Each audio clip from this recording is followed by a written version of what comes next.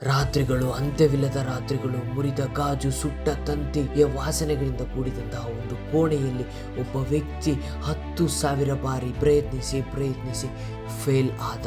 10,000 ಬಾರಿ. ಜಗತ್ತು ಅವನನ್ನು ಹುಚ್ಚ ಎಂದು ಕರೆಯುತ್ತಿತ್ತು. ಅವನ ಸ್ನೇಹಿತರು ಹೀಯಾಳಿಸುತ್ತಿದ್ದರು. ಆದರೆ ಆ ವ್ಯಕ್ತಿ ಆ ಮುರಿದ ಬಲ್ಬನ್ನು ನೋಡಿ ನಗುತ್ತಿದ್ದನು. ಆ ವ್ಯಕ್ತಿ ಬೇರೆ ಯಾರೂ ಅಲ್ಲ, ಥಾಮಸ್ ಆಲ್ವಾ ಎಡಿಸನ್. ಇವರ ಕತೆ ಕೇವಲ ಬಲ್ಬ್ ಅನ್ನು ಕಂಡುಹಿಡಿಯುವುದರ ಬಗ್ಗೆ ಮಾತ್ರವಲ್ಲದೆ ಇದು ಮನುಷ್ಯನ ಫಲ ಮತ್ತು ದೃಷ್ಟಿಕೋನದ ಬಗ್ಗೆ ಆಗಿದೆ. ವಿಡಿಯೋದೊಳಗೆ ಹೋಗೋದಕ್ಕಿಂತ ಮುಂಚೆ ಒಂದು ಇಂಟ್ರೆಸ್ಟಿಂಗ್ ಪ್ರಶ್ನೆ. ಒಂದು ಕೋಣೆಯಲ್ಲಿ ಎಣ್ಣೆ ದೀಪ ಉರಿತಾ ಇದೆ, ಗಾಳಿ ಬೀಸ್ತಾ ಇದೆ, ಕಿಟಕಿ ತೆರೆದಿದೆ, ಬಾಗಿಲು ತೆರೆದಿದೆ, ಆದರೆ ದೀಪ ಆರುವುದಿಲ್ಲ. ಏಕೆ? ಗೊತ್ತಿಲ್ಲ ಅಂತಂದ್ರೆ ವಿಡಿಯೋ ಕೊನೆವರೆಗೂ ನೋಡಿ, ಕೊನೆಯಲ್ಲಿ ಉತ್ತರ ಸಿಗುತ್ತದೆ. ನಮ್ಮೆಲ್ಲರ ಜೀವನದಲ್ಲಿ ಎಡಿಸನ್ ಅಂತೆಯೇ 10,000 ಫೇಲ್ಯೂರ್ಗಳ ಕೋಣೆ ಇರುತ್ತದೆ. ಆದರೆ ಆತ ನೋಡಿದ್ದು ವಿಫಲತೆಯಲ್ಲ, ಆತ ನೋಡಿದ್ದು ಕಲಿಕೆ. ಇಂದು ನಾವು ಅವರ ಜೀವನದ 3 ಪಾಠಗಳನ್ನು ಕಲಿಯೋಣ. ಮೊದಲನೇ ಪಾಠ ಬಂದ್ಬಿಟ್ಟು ಡಿಸ್ಆರ್ಗನೈಸೇಷನ್. ಯಶಸ್ಸು ನೇರ ರೇಖೆಯಾಗಿರಬೇಕೆಂದು ನಾವು ಭಾವಿಸುತ್ತೇವೆ, ಆದರೆ ದೇವರ ಪ್ಲಾನ್ಸ್ ಹಾಗಲ್ಲ. ಎಡಿಸನ್ ನ ಪ್ರಯೋಗ ಮೇಜು ಮುರಿದ ಗಾಜು, ಧೂಳು, ತಂತಿ ಇದರಿಂದ ತುಂಬಿತ್ತು, ಆದರೆ ಅವನ ಆವಿಷ್ಕಾರದ ಆಧಾರ ಅವೇ ಆಗಿತ್ತು. ನಿಮ್ಮ ಜೀವನದಲ್ಲಿ ಕೂಡ ಗೊಂದಲಗಳಿದ್ದರೆ ಹೆದರಬೇಡಿ. ಹೊಸ ಕಟ್ಟಡಕ್ಕೆ ಮೊದಲು ಹಳೆಯ ಉಡುಗೊರೆಯೇ ಬೇಕು. ಎರಡನೇ ಪಾಠ ಫೋಕಸ್. ಎಡಿಸನ್ ಅವರು 9,909 ಬಾರಿ ಮುರಿದ ಬಲ್ಬ್ ನೋಡಿ ನಿಲ್ಲಲಿಲ್ಲ. ಪ್ರತಿ ಬಲ್ಬ್ನಲ್ಲೂ ಇದು ಕೆಲಸ ಮಾಡಲಿಲ್ಲ, ಈಗ ಇನ್ನೊಂದು ಪ್ರಯತ್ನಿಸೋಣ ಎಂದು 10,000 ಬಾರಿ ಪ್ರಯತ್ನಿಸಿದರು. ನಿಮ್ಮ ವಿಫಲತೆಗೆ ಸೋಲು ಎಂದು ಹೆಸರಿಡಬೇಡಿ, ಇದೊಂದು ಮಾರ್ಗ ಎಂದು ಹೆಸರಿಸಿ. ಫೋಕಸ್ ಬಿಡಲೇಬೇಡಿ.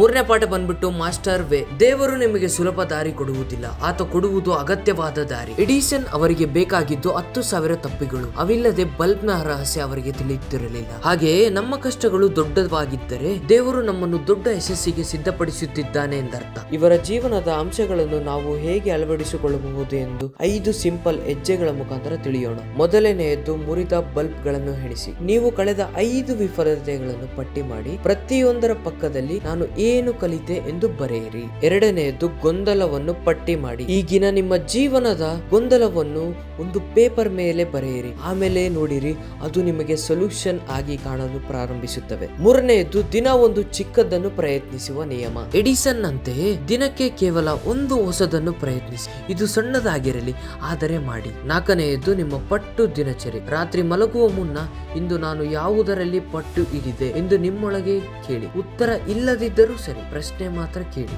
ಕೊನೆಯದ್ದು ದೇವರ ಪ್ಲಾನ್. ಒಂದು ಪೇಪರ್ ಮೇಲೆ ಬರೆಯಿರಿ, ಇಂದಿನ ಕಷ್ಟ ಡ್ಯಾಶ್ ನನ್ನನ್ನು ಡ್ಯಾಶ್ ಗೆ ಸಿದ್ಧಪಡಿಸುತ್ತಿದೆ ಎಂದು. ಕೊನೆಯ ಸಂದೇಶ, ನಿಮ್ಮ ಜೀವನ ಕೂಡ ಎಡಿಸನ್ ಅವರ ಪ್ರಯೋಗಶಾಲೆಯಂತೆ. ನೀವೇ ಸೈಂಟಿಸ್ಟ್, ನಿಮ್ಮ ಫೇಲ್ಯೂರ್ಸೇ ನಿಮ್ಮ ಡೇಟಾ, ದೇವರ ಪ್ಲಾನ್ಸೇ ನಿಮ್ಮ ಬ್ಲೂ ಪ್ರಿಂಟ್. ಹಾಗಾಗಿ ಹಿಂದಿನಿಂದ ಮುರಿದ ಬಲ್ಬ್ ಗಳನ್ನು ಸಂಗ್ರಹಿಸಲು ಪ್ರಾರಂಭಿಸಿ, ಏಕೆಂದರೆ ನಿಮ್ಮ ಬೆಳಕು ಹತ್ತಿರದಲ್ಲಿದೆ. ವಿಡಿಯೋ ಸ್ಟಾರ್ಟಿಂಗ್ ಅಲ್ಲಿ ಒಂದು ಕ್ವಶನ್ ನ ಕೇಳಿದ್ದೆ, ಅದಕ್ಕೆ ಆನ್ಸರ್ ಏನಪ್ಪಾ ಅಂತಂದ್ರೆ 4-ವೀಲರ್ ಕಾರ್. ದೀಪ ಅಂದ್ರೆ ಕಾರಿನ ಹೆಡ್ಲೈಟ್, ಕೋಣೆ ಅಂತಂದ್ರೆ ಕಾರಿನ ಒಳಭಾಗ, ಗಾಳಿ ಬೀಸ್ತಾ ಇದೆ ಅಂತಂದ್ರೆ AC ಫ್ಯಾನ್ ಕೆಲಸ ಮಾಡ್ತಿದೆ ಅಂತ ಅರ್ಥ, ಬಾಗಿಲು ತೆರೆದಿದೆ ಅಂತಂದ್ರೆ ಕಾರಿನ ಡೋರ್ ಓಪನ್ ಆಗಿದೆ ಅಂತ ಅರ್ಥ, ಹೆಡ್ಲೈಟ್ ಆಗಿರುವುದರಿಂದ ಗಾಳಿ ಬಂದರೂ ಆರುವುದಿಲ್ಲ. ಇದೇ ಆ ಕ್ವಶನಿನ ಆನ್ಸರ್. ಇವತ್ತಿನ ವಿಡಿಯೋ ಇಷ್ಟೇ. ಇದರ ಮೋರ್ ಇನ್ಫಾರ್ಮೇಟಿವ್ ವಿಡಿಯೋಸ್ಗೋಸ್ಕರ ವಿಡಿಯೋನ ಲೈಕ್ ಮಾಡಿ, ಶೇರ್ ಮಾಡಿ, ಕಮೆಂಟ್ ಮಾಡಿ, ಚಾನಲ್ನ ಸಬ್ಸ್ಕ್ರೈಬ್ ಮಾಡ್ಕೊಳ್ರಿ ಅಂತ ಹೇಳ್ತಾ ಈ ವಿಡಿಯೋನ ಮುಗಿಸ್ತಾ ಇದ್ದೇನೆ.